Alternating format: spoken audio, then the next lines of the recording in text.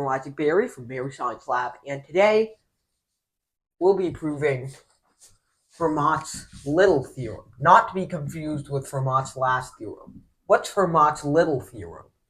Well, it's a short theorem that's very helpful in modular arithmetic and quantum number theory, which is that a to the p is congruent to a mod p, given that a is any integer and p is a prime number.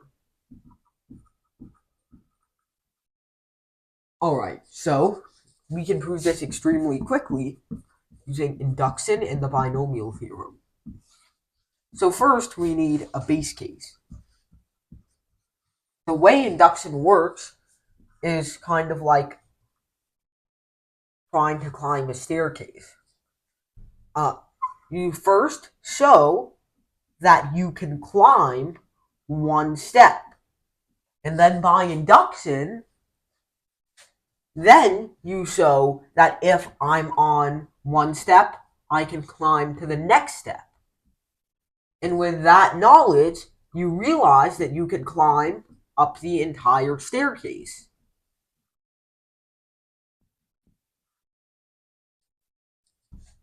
So the first step is showing you can climb from step 0 to step 1 like this.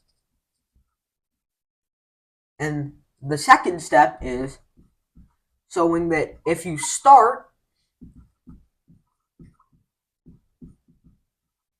on step n, you can climb to step n plus 1. That's the base of induction. So this is called the base case. So what's our base case going to be here? Well, we could do 2, for example. Well, no, sorry. For the base case, we're going to be using a. We're going to be using some value of a. So, for example, 1 to the p is always congruent to 1 mod p. Not very hard to figure out because 1 to the p is always 1. Means 1 is always congruent to 1 in every mod, if p is an integer, of course, which it has to be since it's prime. So there's our base case. Then we have to do step 2, which is the actual induction. So like a to a plus 1. So assume that given some prime number p,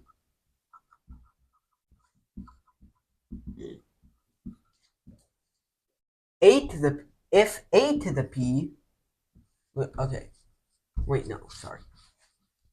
Given some prime p, assume that a to the p is congruent to a mod p.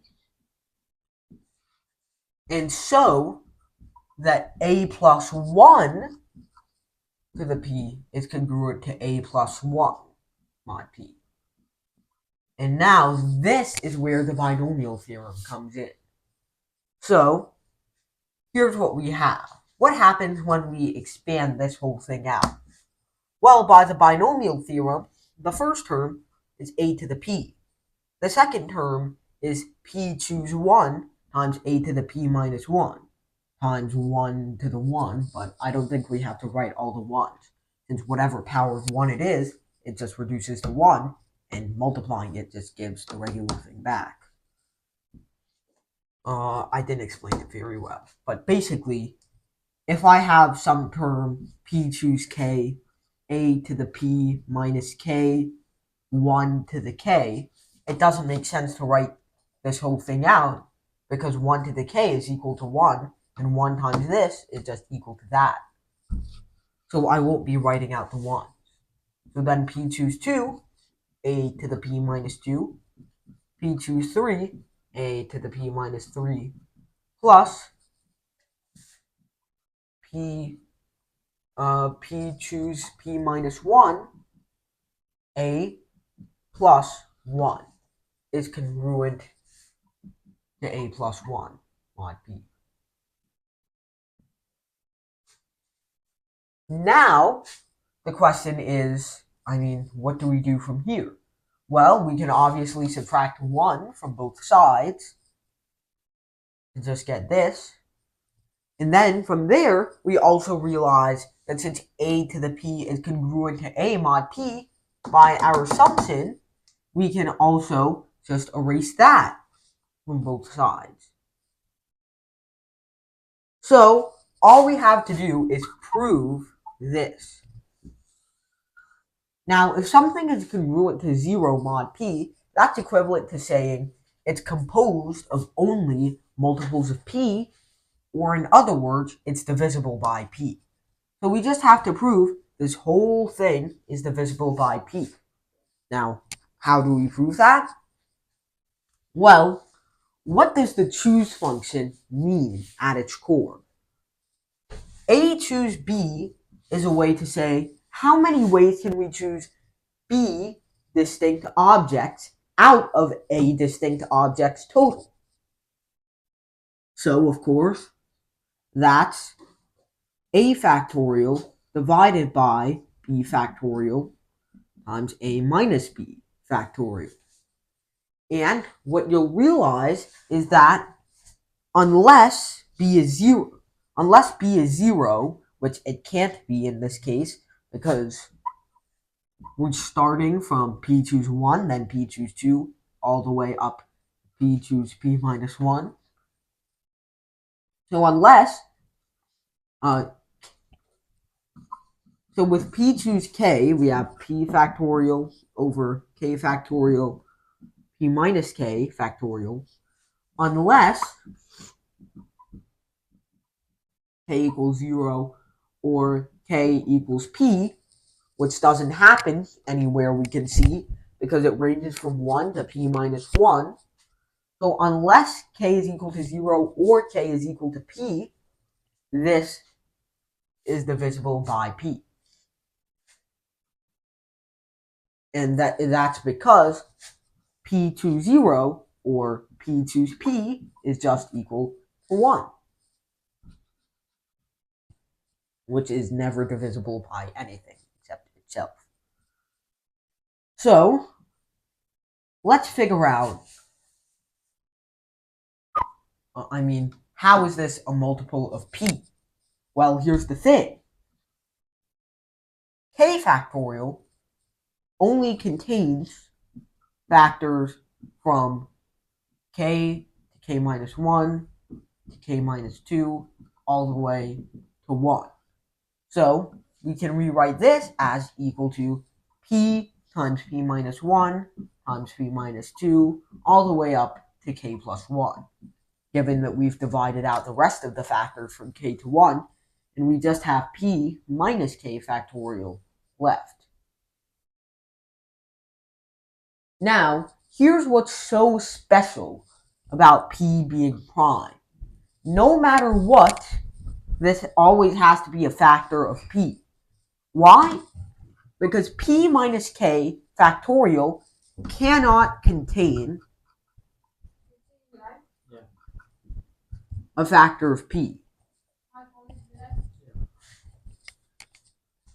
In other words, P will never be divisible by P minus K factorial, which is the basis of exactly why this only works with primes or with like 1 or something.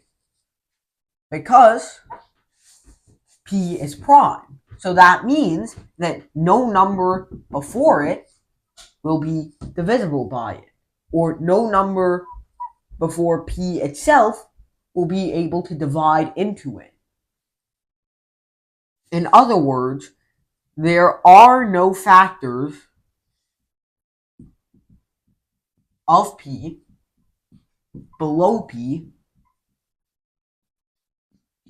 except for 1, which doesn't do anything when you divide into it. That's exactly why this doesn't work with, for example, 4. If I take 4 times 3 times 2. Well, let's try a bigger number. Like 10. 10, 9, 8, 7, 6, 5, 4, 3, 2, and 1. Wait, no. For something that big, it's virtually absurd. It's an easy semi-prime.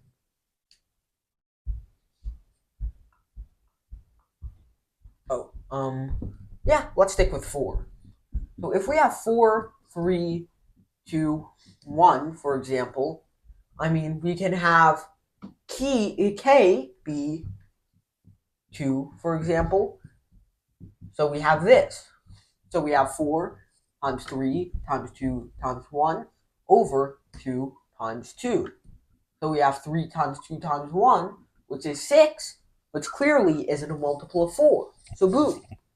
That's exactly why it doesn't work for composite numbers. But for prime numbers, since p minus k factorial cannot be divisible by p, because there were no factors of p below p, this means that the denominator is not a factor of p, which means that when we divide it out by the numerator, since the numerator definitely contains a factor of p, which is right over here, that means that whatever integer is left behind in the dust, and we know it's an integer since it has a meaning in real life, this integer has to be divisible by p because the numerator is divisible by p and the denominator is not divisible by p, which means that whatever's left has to be divisible by p because p could not have been factored out during the division. So, in other words, the entirety of this proof stems from the fact that the binomial theorem uses choose functions, and choose functions, if you're choosing from a set of prime numbers, or if you're choosing from a set whose cardinality is prime, will always give you a prime, something, okay, how do I put it? P choose n will always be divisible by p. That's the essence of this proof. Alright, baby. Can you take a red pen and highlight 2 or 3 important things in 10 seconds? I mean, yeah. The 3 most important things are the base case. I mean, the fact that we use the binomial theorem,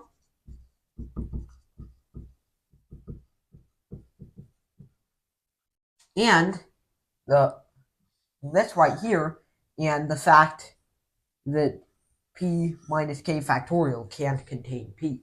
Is this your proof? Fermat last theorem? Not Fermat's last theorem. Oh, I'm sorry, Fermat's little theorem. I always get. I mean, I came up with it myself, but this is the most popular induction proof, so it's not original.